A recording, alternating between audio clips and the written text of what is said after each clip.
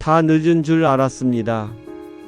허리띠 구멍은 넷째 칸을 지나 다섯째 칸을 향해 가고 있었고, 거울 속 제 모습은 누군가의 아버지였고 누군가의 남편이었지만 이제는 나조차도 낯선 모습이었습니다. 하지만 그날 딸아이의 한마디에 무너졌고 동시에 다시 일어섰습니다. 지금 이 영상을 끝까지 보신다면 당신의 인생도 바뀔 수 있습니다. 당신을 위한 이야기 지금 시작합니다. 어느 봄날 아침이었다. 서울 외곽의 작은 아파트 그곳에서 72세의 박상호 씨는 느릿하게 침대에서 일어났다. 잠은 잤지만 개운하지 않았다. 허리가 뻐근했고 무릎은 항상처럼 욱신거렸다. 부엌으로 향하는 발걸음은 무거웠고 매일 아침처럼 물을 끓이려다 손을 허리에 댔다. 또 끼었군. 허리띠였다. 10년 전만 해도 32인치 바지를 입던 사람이 지금은 38인치 바지에 배가 걸려 지퍼가 잘 올라가지 않았다. 그는 혼잣말을 했다. 나이 탓이야. 나이살이니까. 하지만 그날 딸 지연이 놀러와 무심코 던진 말이 그의 가슴에 비수처럼 박혔다. 아빠, 왜 이렇게 배가 많이 나왔어? 혹시 당뇨 같은 거 오는 거 아니야? 순간 숨이 턱 막혔다. 딸아이가 걱정하는 눈빛으로 바라봤다. 장난이 아니라 진심이었다. 그날 밤 상호 씨는 오랜만에 체중계를 꺼냈다. 82.7kg. 예전보다 12kg 늘어난 숫자였다. 그는 한참 동안 체중계를 내려다보았다. 그리고 그날 그 작은 숫자 하나가 그의 인생을 바꿨다. 밤새 뒤척이다 그는 이불을 박차고 일어나 거울 앞에 섰다. 젊은 날 운동을 좋아했던 자신이 있었다. 땀 흘리며 등산을 다니고 동네 축구 모임도 빼먹지 않던 그가 지금은 숨만 쉬어도 숨이 찼다. 거울 속의 배는 불룩했고 어깨는 처져 있었다. 그는 중얼거렸다.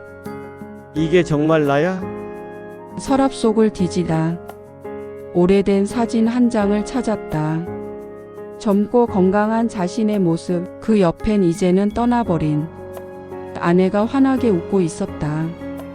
그는 그 사진을 꼭 쥐고 혼잣말을 했다.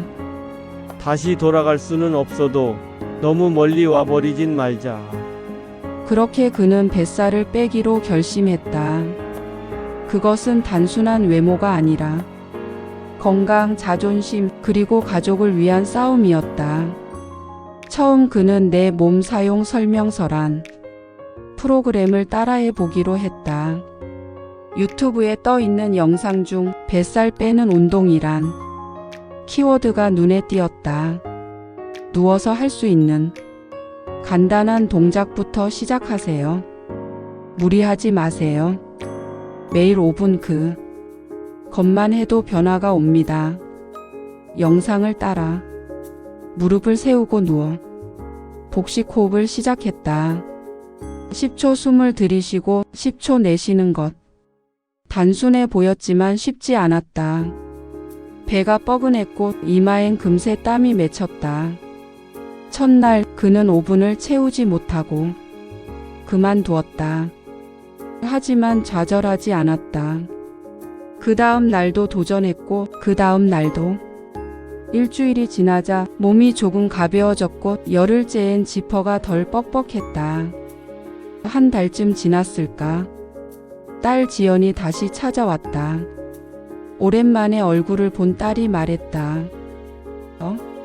아빠 뭐야, 살 좀 빠졌어? 그 말에 박상호 씨는 아무 말 없이 웃었다. 하지만 그 밤 혼자 방 안에서 조용히 울었다.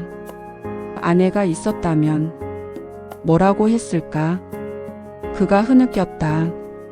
당신이 봤으면 참 좋았을 텐데. 그 눈물은 슬픔이 아니라 오래된 무관심을 향한 후회의 눈물이었다. 운동을 시작한 지 2달쯤 되었을 무렵이었다. 평소처럼 복부호흡으로 몸을 풀고 간단한 코어 운동을 마친 뒤였다. 숨을 들이켰다가 내쉬는 순간 무릎에서 찌릿하는 통증이 번개처럼 지나갔다. 처음엔 그냥 스쳐 지나가는 통증이려니 했다. 괜찮겠지. 하루 이틀이면 나아지겠지. 하지만 그날 저녁 집 계단을 오르다 중심을 잃고 휘청거렸다. 손잡이를 급히 붙잡지 않았더라면 그대로 주저앉았을지도 몰랐다. 머릿속이 하얘지고 가슴 깊은 곳에서 불안이 밀려왔다. 거실 소파에 털썩 주저앉은 그는 얼음찜질 팩을 꺼내 무릎에 얹었다. 얼음의 차가움보다 마음의 공허함이 더 시렸다. 그는 창밖을 멍하니 바라보았다. 이래서 나이 들면 운동하면 안 되는 거였나? 내가 너무 무리했나? 며칠을 쉬며 누워 지내자 몸보다 마음이 먼저 무너져 갔다. 아침이면 눈은 떠지는데 다시 감고 싶었다. 식탁에 앉아도 숟가락을 들고 싶지 않았다. 괜찮아지겠지, 괜찮아질 거야. 그렇게 자신을 다독이다가도 자책이 밀려왔다. 그러던 어느 밤 침대 옆 탁자에 놓인 아내의 사진이 눈에 들어왔다. 햇살 가득한 등산로에서 활짝 웃던 그 모습. 그는 속삭이듯 중얼거렸다. 당신도 아플 때가 있었겠지. 그래도 멈추지 않았겠지. 나도 그래야지. 그는 조용히 자리에서 일어나 컴퓨터를 켰다. 무릎에 물이 안 가는 운동, 시니어 코어 운동 검색창에 하나씩 키워드를 입력했다. 의자에 앉은 채 복부에 힘을 주는 방법, 벽을 등지고 앉아 버티는 동작들. 그는 메모장을 열어 한 줄 한 줄 정리했다. 종이에 적힌 운동 루틴은 단순한 글자가 아니었다. 그에겐 다시 일어설 수 있는 다짐 그리고 희망이었다. 운동은 단지 체중을 줄이는 수단이 아니었다. 그것은 고통을 견디는 법, 다시 나아가는 법을 가르쳐 주는 도구였다. 그리고 그는 아주 천천히 그러나 분명히 다시 걷기 시작했다. 봄이 깊어지던 어느 날 살랑이는 바람에 꽃잎이 흩날리던 공원에서 그는 천천히 걷고 있었다. 나무 그늘 사이로 비추는 햇살은 따스했고 숨을 고르며 한 걸음씩 내딛는 일상이 어느새 익숙해진 시간이었다. 그때 조용히 그의 옆으로 다가온 이가 있었다. 희끗한 머리, 땀에 젖은 운동복. 내일 나오시네요. 같이 걸을까요? 그의 이름은 김현수. 전직 체육교사였다는 그는 매일 30분씩 걷기 운동을 하며 혈압을 관리하고 있었다. 상호 씨는 처음엔 낯설었지만 금세 그와 자연스레 대화를 나눴다. 날씨가 참 좋네요. 이럴 때 걷는 게 제일 좋죠. 몸도 마음도 가벼워져요. 두 사람은 마치 오래된 친구처럼 금방 가까워졌다. 함께 걸으며 서로의 인생 이야기를 나누고 때론 가족 이야기에도 웃고 울었다. 걷기 운동은 이제 그저 운동이 아니라 하루 중 가장 따뜻한 시간이 되었다. 상호 형님, 배가 좀 들어간 것 같아요. 그래요? 김 선생님도 요즘 더 활기차 보여요. 누군가와 함께 한다는 것.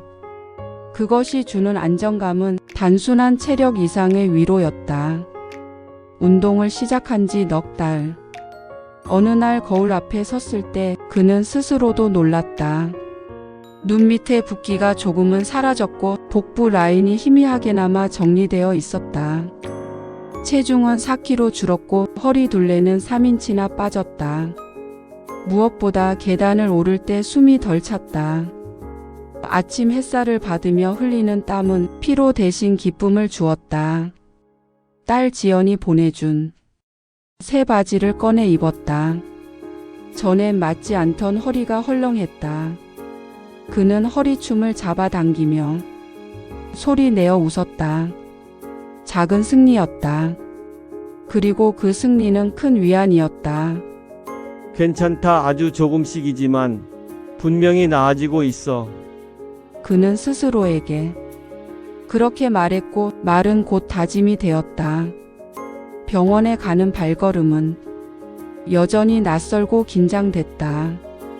하지만 이번엔 조금은 다른 마음이었다. 스스로의 노력이 어떤 결과를 가져왔는지 확인하고 싶은 기대감이 섞여 있었다. 검사는 꼼꼼하게 진행되었다. 피검사, 혈압, 혈당, 콜레스테롤 수치까지. 차가운 의료 장비의 촉감에도 그는 묵묵히 응했다. 며칠 뒤 진료실에 앉은 그의 손엔 약간의 땀이 맺혀 있었다. 박 선생님, 의사의 부드러운 목소리가 들렸다. 혈압이 안정됐고 혈당 수치도 내려갔습니다. 이대로만 관리하시면 약은 줄일 수도 있겠어요. 그는 말없이 고개를 끄덕였고 눈시울이 살짝 뜨거워졌다. 조용히 천천히 그는 말했다. 운동 덕분입니다. 제 몸이 이제야 저를 다시 알아보는 것 같아요. 아빠, 이번 여름에 제주도 가요. 같이 걷고 같이 사진 찍고 싶어요. 딸 지연의 말은 마치 선물처럼 가슴에 와닿았다. 그는 그날 밤 조용히 방 안에서 여행 가방을 꺼냈다. 반소매 티셔츠, 바지, 운동화, 그리고 자신과의 약속을 노트에 적었다. 여행 때까지 하루 만보 걷기. 스마트폰에 만보기 어플을 깔고 매일 걷는 걸음수를 기록하기 시작했다. 처음엔 다리가 묵직했고 쉽게 숨이 찼다. 하지만 김현수 씨와 함께 격려하며 걷고 또 걸었다. 거리마다 피어나는 꽃들, 지나가는 아이들의 웃음소리, 모든 것이 그의 발걸음을 응원하는 듯했다. 거울 앞에서 그는 여행용 반바지를 꺼내 입어봤다. 단정하게 맞아떨어지는 허리춤에 그는 미소 지었다. 기다려라. 제주도 내가 간다. 어느 여름밤 선풍기 바람에 몸을 맡긴 채 그는 옛날 앨범을 꺼내 들었다. 아내와 함께 웃고 있는 바닷가 사진, 어린 지연이 자전거 타던 공원에서의 사진, 그리고 젊은 시절에 그 자신이 담긴 사진들이 차례로 그의 눈앞에 펼쳐졌다. 참 많이 변했네. 그는 웃으며 말했다. 그 웃음 속에는 쓸쓸함이 섞여 있었지만 동시에 그동안 지나쳐온 시간에 대한 감사도 있었다. 그는 눈을 감고 깊은 숨을 들이켰다. 이 순간, 이 공간에서 느끼는 평온함이 그에게 큰 선물처럼 다가왔다. 그리고 그는 마음속으로 다짐했다. 과거는 지나갔고 앞으로 더 나은 내가 되겠다. 가족도 나도 모두가 행복할 수 있도록. 그의 눈앞에 비친 것은 과거의 추억이 아니라 현재의 자신과 그가 앞으로 걸어갈 길이었다. 박상호 씨가 꾸준히 실천하며 효과를 본 운동 루틴을 정리해 보면 다음과 같습니다. 이 루틴은 무리가 가지 않으면서도 복부 지방 감소와 전신 건강에 도움을 줍니다. 하루 3-40분 정도면 충분합니다. 1. 복식 호흡 하루 3번 10분씩만 투자해 보세요. 등을 곧게 세우고 편안하게 앉아주세요. 코로 천천히 숨을 들이마시면 배가 살짝 앞으로 나올 거예요. 그 다음엔 입으로 길게 숨을 내쉬면서 배를 천천히 안으로 당겨주세요. 이걸 하루에 3번 10분씩 해보세요. 폐활량도 늘고 복부 근육에도 자극이 가고 무엇보다 스트레스가 확 풀린답니다. 2. 의자에 앉아서 복부에 힘주기 간단하지만 효과 만점. 편한 의자에 앉아 허리를 쭉 펴주세요. 그리고 복부에 힘을 주고 10초간 유지했다가 5초간 힘을 푸는 걸 반복합니다. 이걸 10번만 해보세요. 코어 근육이 깨어나는 느낌 분명히 느끼실 거예요. 3. 벽 스쿼트 무릎 부담 없이 하체를 탄탄하게 등을 벽에 붙이고 무릎을 90도 각도로 굽혀서 잠시 멈춰 볼게요. 처음엔 20초만 유지해 보세요. 이 자세를 하루 3번 반복하면 하체 근력이 부쩍 좋아진답니다. 시간이 지나면 점점 오래 버틸 수 있는 자신을 발견하게 되실 거예요. 4.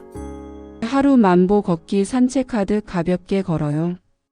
아침이나 저녁 선선한 시간에 30분에서 1시간 정도 걸어보세요. 대화할 수 있을 정도의 편안한 호흡으로 천천히 걸으면 됩니다. 이게 온몸에 좋은 유산소 운동이 되면서 체지방도 줄고 혈압이나 혈당 관리에도 도움이 된답니다.